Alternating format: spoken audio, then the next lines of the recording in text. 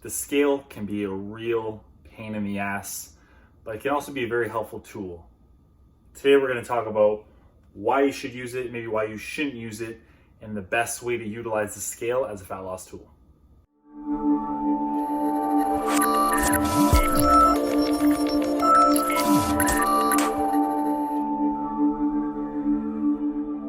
All right, welcome back to the channel. Today we are talking about the scale.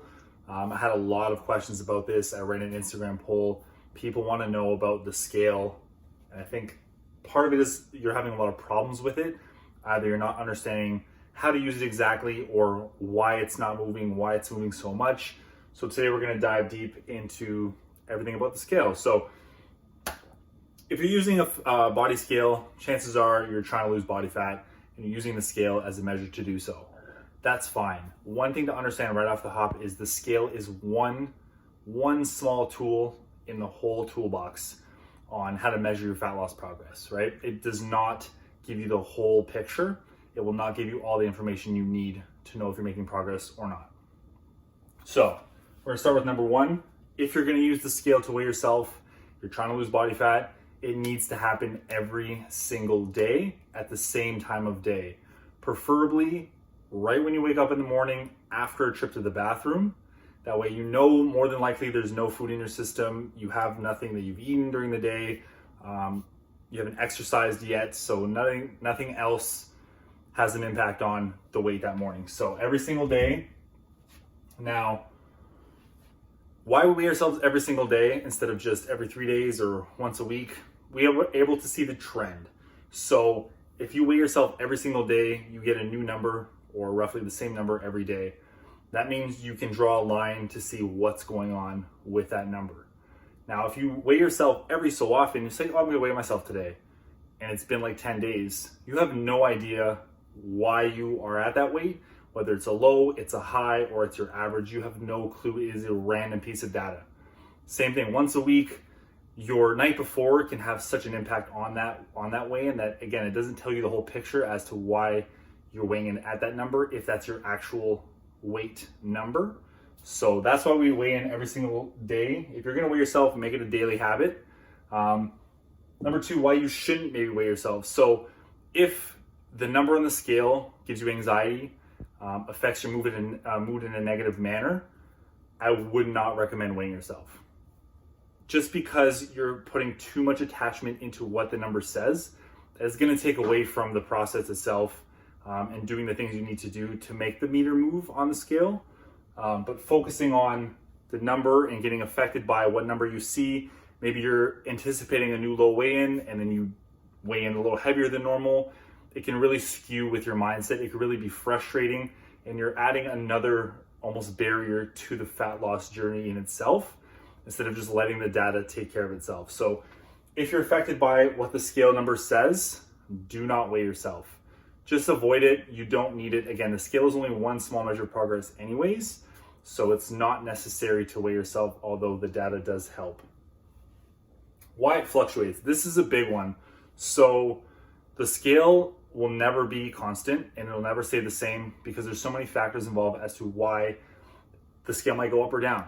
So the scale might go up if you've eaten more sodium than normal, if you've had less potassium than normal, less or more water than normal. If you're dehydrated, chances are you're going to be holding on to some water. If you're hydrated, more likely you're not going to be holding on to some water weight. If you had a really big meal the night before and you haven't digested it yet, you're likely to weigh in a little heavier. If you didn't sleep very well, you're likely to weigh in a little heavier.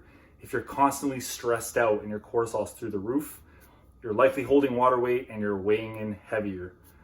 Women, your weight's going to fluctuate way more than men. Men have a lot easier in this aspect. So again, take in effect what time of the month it is, because that's also going to affect how your weight fluctuates and dictates on the scale like that. So because of all these fluctuations, it can get really, really confusing and frustrating as to what's going on and if you're making progress or not. So going back to point one, if you're weighing yourself at the same time every day, you're not paying attention to the day-to-day fluctuations that much. You're looking more for the trend over time, over weeks, over months. Is way more important than weighing in at, let's say, 220 this morning and 223 tomorrow morning. because I'm experienced in this, I can generally know why I would weigh in heavier or what happened. It's almost like reverse engineering it. So keep that in mind. Fluctuations will always happen. Do not let a higher weigh-in than normal deflect you from doing what you need to do to lose fat. The fluctuations can also mask actual fat loss progress. We do not need to manipulate your water weight just so you can see a certain number on the scale. You're always gonna have water in your body. We are made up a lot of water. Don't worry about holding water. You're not going for physique competition. We don't have a one-day photo shoot to worry about. You do not need water manipulation. Just understand that more than the scale will tell you if you're making progress. Do your clothes fit better? Are you more confident? Do you look better naked? Are you getting stronger in the gym? All of these things combined are going to tell you a better picture of how you're doing rather than what the scale says. And if you're trending upwards, then it's time to look at what's going on with your day-to-day, with your eating, with your training, sleeping, all of that stuff, because trending upwards, obviously in the fat loss phase, is not a good thing. We always want to trend downwards over time. Now, a few reasons as to why you might be stuck. This falls in line sort of with the fluctuations. So if you feel like your weight has stayed the same for 2 weeks, it's time to really dive in and understand why it's not moving. So are you tracking your food every single day? Are you accurately tracking your food every single day? Are you getting enough protein? Are you hitting your calorie targets, or are you just kind of ballpark guessing every single day? Are you getting enough sleep? Are you overworked in the gym? Do you need an off week? Are you making progress in the gym? Are you doing too much cardio? Are you not doing enough cardio? When people come at me with questions about, I'm stuck, what should I do?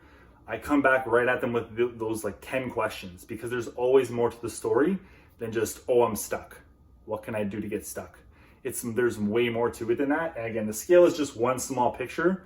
I've had clients tell me, look, I feel stuck. I feel like I'm plateauing. The weight hasn't moved on the scale. I'm like, look, I get why the weight hasn't moved. You're doing all the right things. How do your clothes fit? How do you feel? Let's take some progress pictures and take a look at how you're actually doing. And 9 times out of 10, the person that's doing what they're supposed to be doing, tracking their food, hitting their calories, constantly getting in the gym, getting good rest, they are making progress. It's just the scale is masking that progress. So sometimes you might feel like you're stuck, but you're not actually stuck. It's the fluctuations that are masking the fat loss that you've actually made. So again, if you're holding water weight, it doesn't mean you're not losing fat. If you're holding in food from the night before, or you went out drinking and you feel a little heavier, it doesn't mean you're not losing fat. It just means that you're weighing in heavier that day. Again, the trend over time with the scale is going to be key. Leads me to number 5, why you shouldn't worry about the scale. Just goes in line with number 4. The scale is one small part of this whole thing. You're better off focusing on your daily tasks and your daily habits than what the scale is going to look like tomorrow morning. All right? The analogy I love to use, imagine you're playing a sport, hockey, football, basketball, whatever, and you're constantly staring at the scoreboard. Meanwhile, the other team is playing the game. They're going to kick your ass because you're staring at the scoreboard. Staring at the scoreboard is the equivalent of looking at the scale every single day and wondering what the hell's going on and getting pissed off about it and frustrated as to why it's not moving and I can't do this and I hate the scale. That's looking at the scoreboard. Put that energy into the habits and the actions you need to take that are going to make the scale move, that are going to make you progress. Track your food every single day. Eat high protein at every single meal. Get your workouts in. Get stronger. Try to do better every time you work out. Rest. Recover. Say no to social events sometimes. Say no to desserts sometimes. There's all these things that are going to help you make progress instead of worrying about what the number says on the scale. Fuck what the scale says. It doesn't matter as much as everything else. How you look and feel in your own skin, in your clothes, your energy levels means so much more than whatever that number tells you. Okay, so don't worry so much about the scale. Like I said, if you're not comfortable weighing yourself every day, then don't weigh yourself at all, because sporadic weigh-ins will not help. And if you're comfortable weighing yourself every day, just watch for the trend and don't look at the day-to-day fluctuations. The day-to-day fluctuations will happen. You want the trend over time. All right, so that's my spiel on the scale.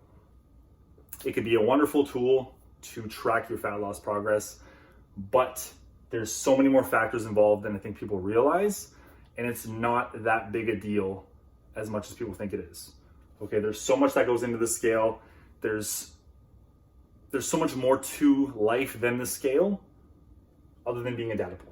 Okay, before I go off on another tangent and rant about scales and weigh-ins, that's the scale. If you like this video, drop me a thumbs up, subscribe, share this with friends.